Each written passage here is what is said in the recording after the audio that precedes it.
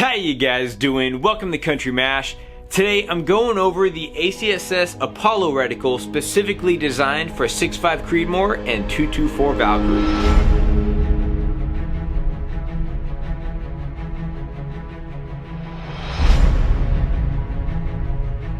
Alright, so before we get into this video, I have to ask you guys, well, first of all, we know that 6.5 Creedmoor freaking rocks, but my question for you guys is, what about 224 Valkyrie? It's had its ups and downs. There's, a lot of hype about it when it was first coming out, but then it came out and it wasn't doing exactly what Federal was claiming it would do. I personally haven't had the best experience with it, but it seems like it might be trying to make a comeback like right now by around the time that this video is uploaded. What do you guys think about 224 Valkyrie? Do you think it still has a chance, or do you think it's not even worth it? I'm really curious to know what you guys think. I think it's a really interesting round with an interesting concept behind it, but I don't really know what to think about it at this point, so I really want to hear what you guys have to say. Now for the Apollo Reticle from Primary Arms. I haven't even done a review on this reticle, but just using it, it's a wicked reticle. Like it's really fun to use. It's essentially like the HUD DMR reticle that they designed for the 308 and 5.56 cartridges, but it's designed for 6.5 Creedmoor and 224 Valkyrie, but then also changed up a little bit. So it doesn't quite look like the HUD DMR reticles, but it does kind of the same thing. So we're going to go over the reticle today, go over the features and kind of what it's all about. And then I'm going to go over some examples on how to use it. And then I'm going to show you guys how to range any size target using the mil system, because this reticle does have some mil reference marks in there. So let's kick it off by talking about the reticle. So I'm going to start in the center of the reticle like I usually do, just to organize the explanation and to make sure I don't get lost while going over this reticle. So in the center we have a chevron. Now if you guys have watched any other video on Primary Arms reticles, you guys will have heard by now that the chevron is the most precise aiming point that you can have because it has an infinite tip to it. So as fine and as precise as your eye can actually see is how precise that chevron can be. It's also good to note that the chevron itself also has measurement references in it. Now just outside of that, you guys are going to see some dots which would help you with windage if you were to choose to dial in your elevation. Now these dots stretch out 2 mils to the sides and are 0.2 of a mil apart. Now just outside of that, you're going to see something that kind of looks like some wavy lines or maybe some staggered hash marks, and those are actually 1/10 of a mil. This section of 1/10 of a mil hash marks is going to be really good for ranging any size target, which we will go over an example on how to do that after I go over the reticle. Now going further out on the horizontal crosshair, you are still going to have your mil marks that are spaced 0.5 mil apart. Now down below where you see the Christmas tree is where this reticle really sets itself apart from others. These are the ACSS bullet drop compensators specifically designed and tuned for 6.5 Creedmoor and 224 Valkyrie. Now I'll throw up a chart right here showing you guys the various loads that have been tested and proven with this system. However, there are other loads that you can get to work by fine-tuning your zero. You guys will see that it does go all the way out to 1,000 yards, and it has wind holds out to 20 miles an hour. And I really can't even explain how excited that makes me because of where I shoot. If you guys have watched any of my other long-range videos, I could get some pretty windy days sometimes. So having those 20-mile-an-hour wind holds is really nice. Now, if you want to get into extreme long range, which is very doable with the 6.5 Creedmoor, you'd move to the top of the reticle and set your 1,000 yards zero at that top hash mark. That way you're able to use the 0.5 mil increments below that for new holdovers past 1,000 yards. And that's something I think I might have to test out for myself because I have the space to do it, so why not? Okay, so now off to the right, you're going to see what looks like a ladder system, and that's going to be your auto ranging estimator. So like a lot of the other ACSS reticles, you are able to range targets that are 18 inches wide or 5 feet 10 inches tall.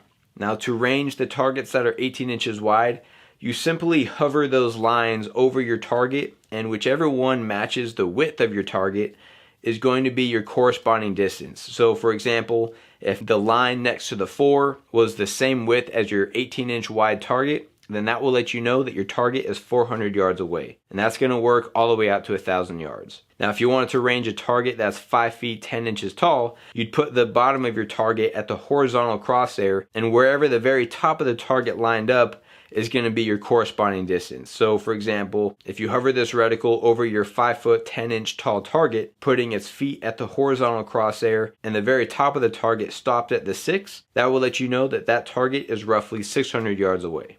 Alright, so now let's try to make some sense out of everything we just learned and go over an example by using the auto range estimator and the holdovers in a scenario where we have a 10 mile an hour right to left full value wind.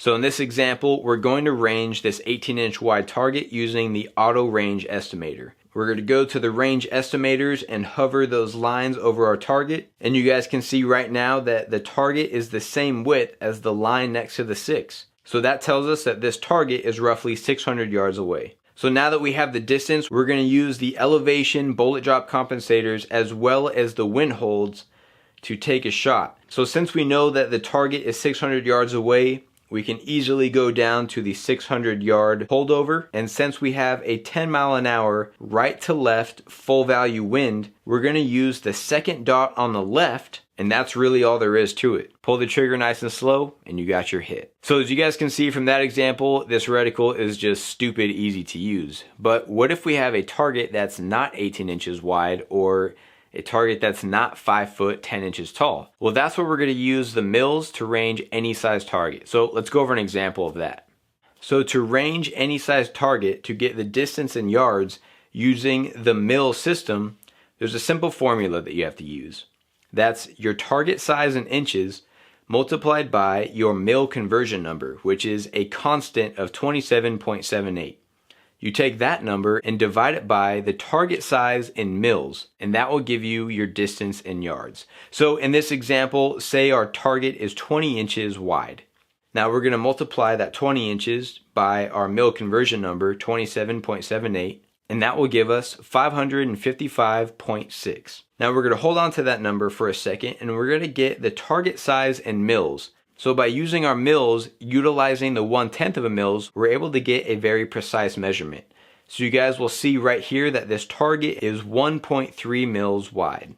So now we take the 555.6, divide it by 1.3, and that gives us 427.38. So we'll round that down and say our target is about 427 yards away. Now, assuming that there's no wind at all, we'd go down to our 400 yard holdover, and you could get a good idea of where the 427 yard mark would be because you would just hold your reticle between the 400 and 450 yard holdover. So you guys can see that ranging any size target using the mil system really isn't that difficult, and it really comes in handy when you either don't have a laser rangefinder, or if you have one and the battery died, or if it broke. Having that little trick up your sleeve and having a reticle that can do it, it's really nice and really comes in handy. So the scope that Primary Arms had sent out for me to test is actually the 3-18 by 50. This is their SLX version, so it's on the budget side of their scopes. This one's $499.99, so if you guys are interested in one of these, I will have a link down in the description box below. But we will be getting to some real world examples where I'm going to take this out and actually use it and actually try to range targets that are at unknown distances and use the holdovers and stuff like that. So those videos will be a lot of fun. I just got this Aero Precision together. We'll be having a little video on that pretty soon as well.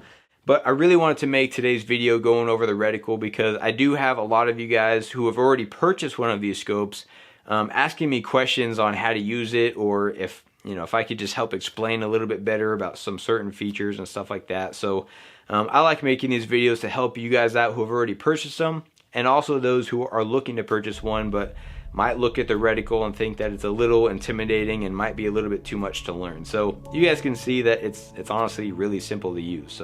But that's it for today's video. I hope you guys liked it, and I hope you guys got something out of it. If you did, go ahead and hit that like button. Thank you to everyone who subscribed to the channel. You guys seriously rock, and I hope you guys have a great rest of your day, and I'll see you next time.